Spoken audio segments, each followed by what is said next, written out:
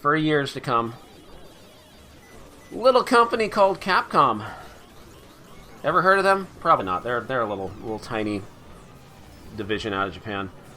Capcom came into we talked about Capcom briefly for on the last stream for the roundup of games that will not be on this stream, and we mentioned 1942 briefly because I feel like 1942 was the game that kind of put Capcom on the map in the U.S. Sort of.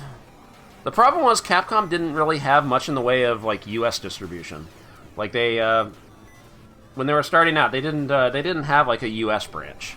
So a lot of their games were getting distributed by 1942 got distributed by Williams of all companies. They got the license to that and put it out there, but it also got licensed to a company called Romstar. Romstar specialized in licensing games from like Capcom, Sega, Taito, I think. I'm already forgetting. But yeah, Capcom. That means like some of the first games Capcom put out, they didn't really get much in the way of U.S. distribution. One did. Their first game did.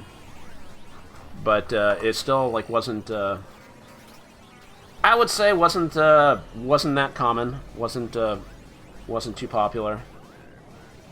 Because the real ones know. Capcom's first game was Vulgus, made in 1984. Thank you, Captain Commando. Look, I had to work that in somewhere. So yeah, the first game Capcom released, Vulgus. It's a shmup. It's a shoot 'em up.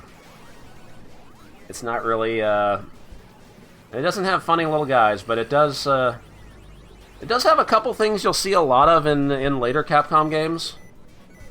We'll get into that. And weirdly enough, Vulgus did get like limited US distribution, but not through Capcom. It got distributed by SNK. Look at that ugly SNK logo at the bottom right. The giant insect mutants are having a coming out party. Oh, good for them. I'm so proud of them. Yeah, SNC.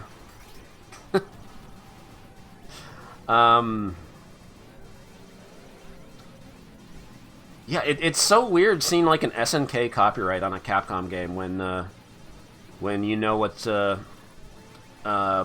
happens with Capcom and SNK in the 90s as they became fierce rivals in the fighting game market. We're getting ahead of ourselves.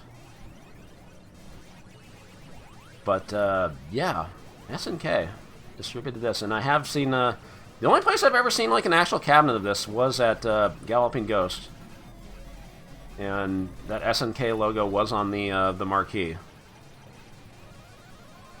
And I thought that was... Man, that's such a shitty logo. I can't get over that. SNK didn't use that logo for very long, did they? Also, the other thing I should mention, I'm fully aware that like a lot of these Capcom games have gotten they've gotten home ports. Like there's been Capcom collections on the PS2. There were some arcade versions that were published on Capcom Arcade Cabinet on the Xbox 360 and PlayStation 3, and now there's also the Capcom Arcade thing on PS4 and PS4/PS5, Xbox One, PC. So a lot of these games have been ported, but as always, we're focused on the actual arcade releases. Like, did you actually play Vulgus in an arcade? Have you ever seen a Vulgus cabinet?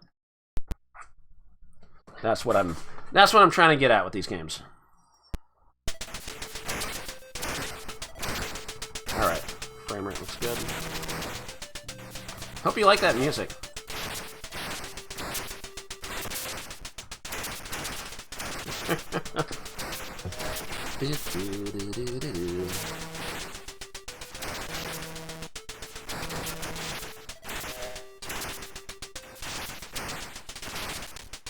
Yeah, Capcom was not breaking the bank on music loops early on. We don't need to talk about 1942.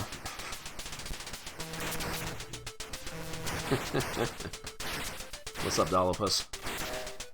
Alright. Oh god, the music's still going. We can just leave it on the tile screen and play this music forever. Anyway. So, it's a vertical shmup. You're gonna be seeing a lot of these that are Xevious inspired, right? Except there's no ground shot buttons, all the enemies are air-based. Instead, button 2 is a missile. And picking up the POW, which is an icon you'll see a lot in Capcom games. The POW goes through multiple enemies like that. I'm gonna reset. I'm calling a mulligan on that one. And if you wipe out multiple enemies with one shot, you get like bonus points. So there's some satisfying combo scoring going on here.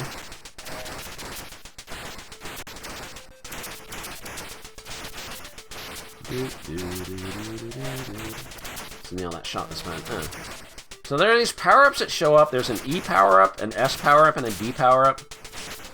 From what I know, from what I've read, those are not actually power-ups. Those are like... If I pick up the E, it like changes the enemies. Like you get different enemies to show up.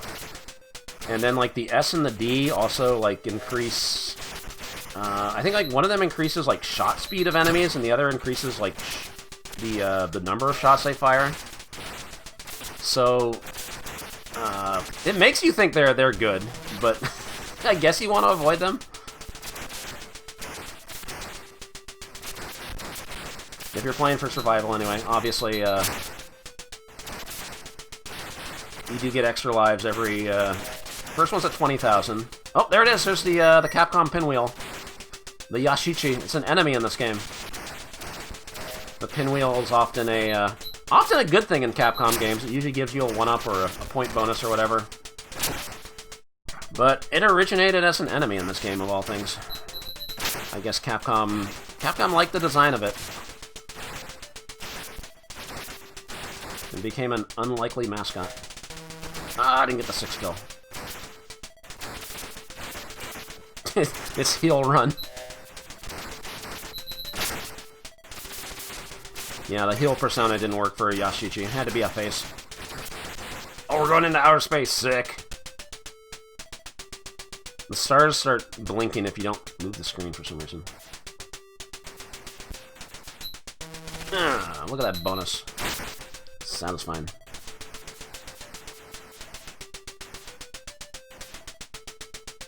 This is kind of like a bonus stage, except not really. You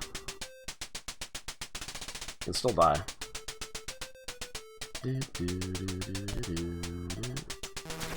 Nice! Oh, it maxes at 1,000. Well. This is a time to use your bombs, right?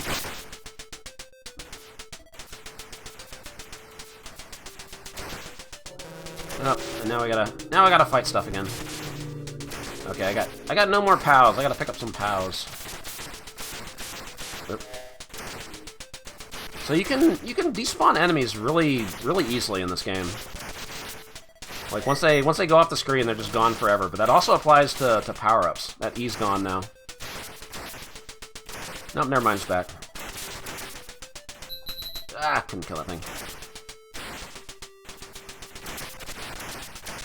Look, the game really wants me to get the E. Alright, fine. You win.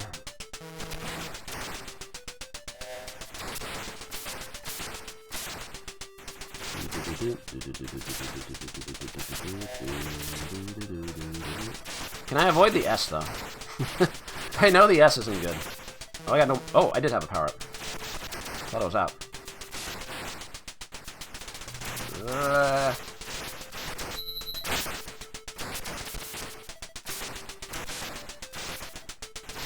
Yeah, it really wants me to get that S. Alright, fine.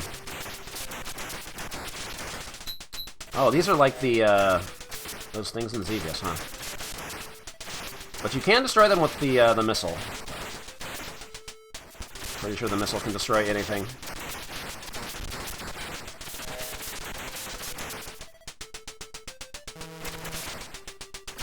Get the D. If I don't want to get the D. It'll come back.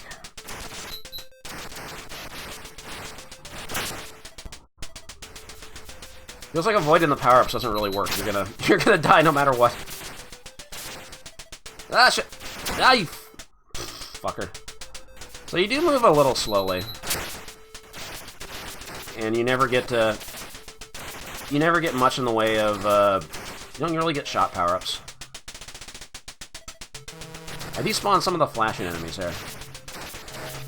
Unfortunate. I tried to go to the bottom of the screen. I should be getting extended. 120? If it is every 60,000. I do know that this game also has a problem with, there's like kind of an infinite leash that can be done. It's like it might be the next space section. There's an enemy that like gives you a 1-up, so you can like get the 1-up, die, do it again. Forbidden scoring strats. It might be this one.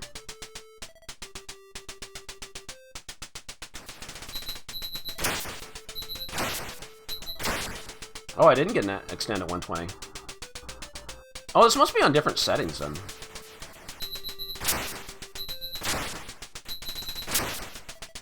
I thought it kept giving extends.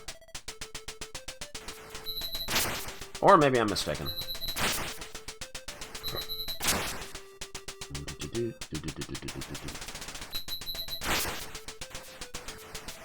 Alright, there were no extends there.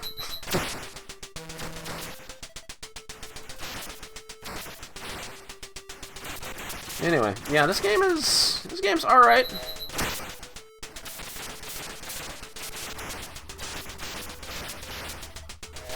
The combo scoring is kind of fun. Tweet, tweet. Was that the extend formation?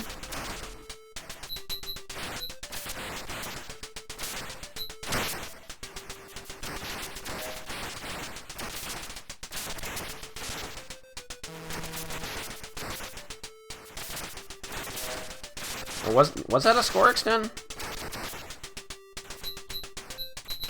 Maybe it's 20, 60, and then every 70. Which is a weird point total, but whatever.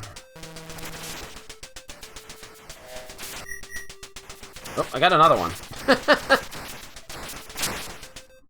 Right in time. Alright, I guess that is an enemy formation that gives you a 1-up.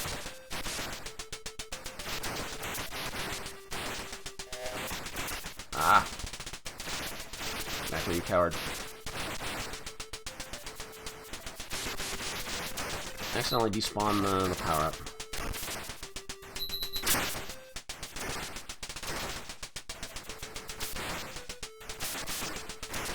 So yeah, even though it doesn't seem like there's that much going on the screen compared to, yeah, bullet hell shmups and whatnot, the fact that you can't move that quickly, and you never really get a shot power-up, you just have missiles. It does keep the challenge up.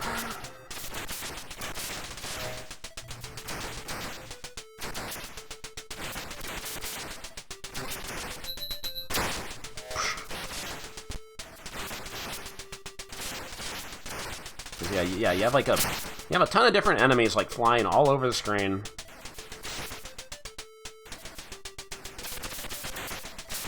Often chasing you down.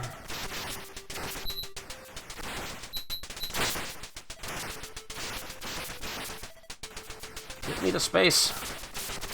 Might be able to pick up some points here.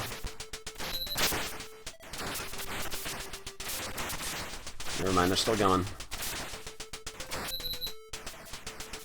Space stages are not free. I guess it's just the first one that's free.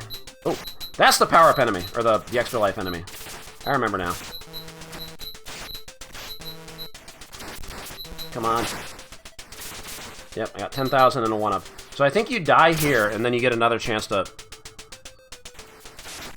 fight it? Yeah.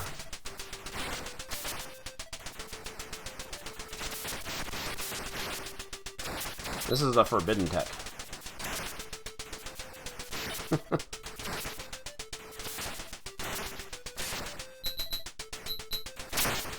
So this was banned in like one of those in tournaments and stuff. Because, yeah, that'll give you 10,000 and a 1-up every time. I mean, it's not without risk. You still got to get there again. You could end up dying in this section.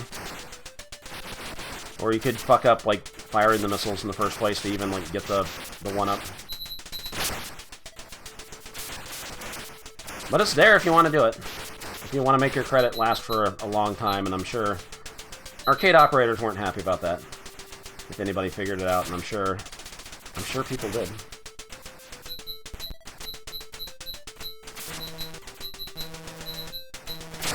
Alright, that's the last time I'll do that. I just wanted to demonstrate that it's there. I know where it is. Play out the rest of this credit. Did I get the gain ground on CC last night? I did not. I will have to try again. Ah! I thought that guy was off the screen. Oh look, Capcom. We're at Planet Capcom.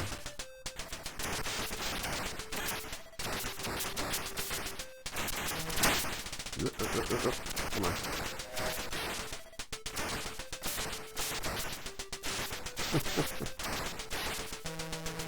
Oh, I wasted that one. That's a tough formation to get the bonus on.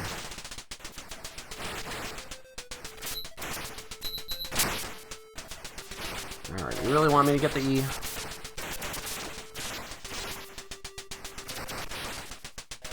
Oh! I didn't know that's what those enemies did. Oh, you gave me 10 letters. What a mistake. A lot of the world versions of Capcom games give you like 10 letters, but then the US versions typically give you 3.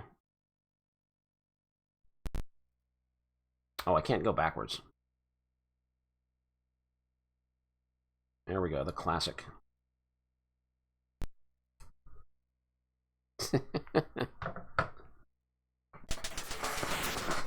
Yeah, no rub. There's a backspace, or there's a back arrow, but no rub.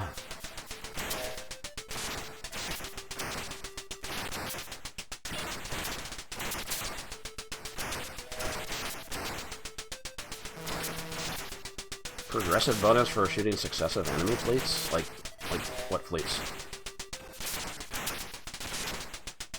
I'm pretty sure you get more points for using the missile.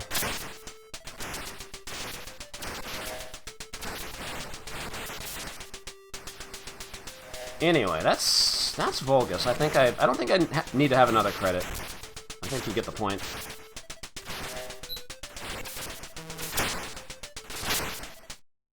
I'm gonna say the demo was surviving for a while. Yeah, even the demo wants you to use a missile on the on those enemies. If you shoot them... Oh, yeah, okay. Yeah, you're right.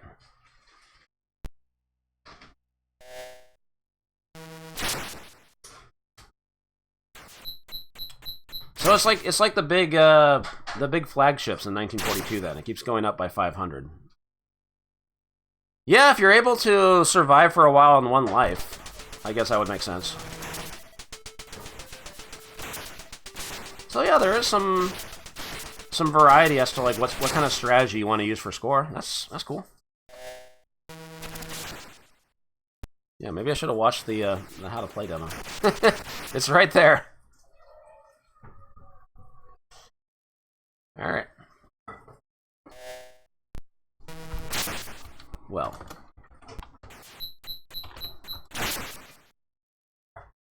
We're gonna do a poll for this. We do a poll for every game on this stream, just about every game, unless there's issues that prevent it from getting a fair shake. We're gonna give this I'm gonna put a poll in chat, give you like a minute to make a decision. Rate this game on a scale of 1 to 5 bongos. As to you know, did this game deserve better, or should it have languished in obscurity? You can't really say obscurity because it's Capcom's at least put in more effort on, you know, porting some of their arcade games, a lot of their arcade games, to the home markets. But did it deserve better back in the day? That's what we're trying to figure out.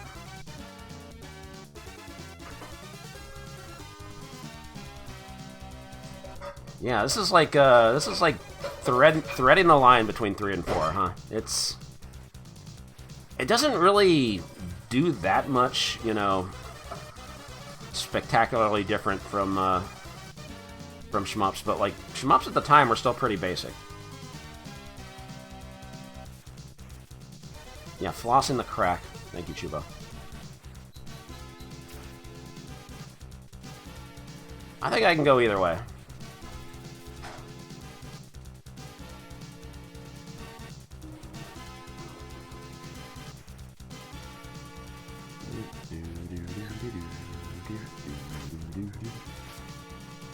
Well, it looks like 61% gave it a 3. 34% gave it a 4.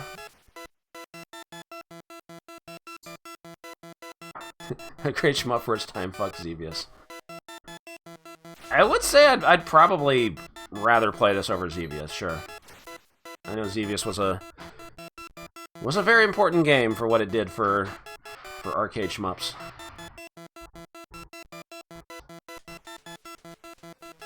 I'm gonna be nice. I'm gonna give it a 4. I kind of wanted to have another credit. It does kind of scratch that itch. I like that there's some variety in how you can approach the bonuses. Manages to remain challenging despite the fact that maybe it's not filling the screen with bullets, but there's enough ships, enough enemies just flying around that it can ruin your day. Yeah, I'll give it a 4. Good stuff, Capcom. You might be going places. You might be going places. We'll see. Izoguchi wins! Das Yachty, thank you for the big 91. Capcom. Thank you for the resub. Bosses would have been good. It sort of has like mid-bosses. It has those big ships that take multiple hits. That's kind of like a boss. But obviously not broken up into traditional stage format. It's just kind of keeps going and going. You know why? Because Xevious did it that way.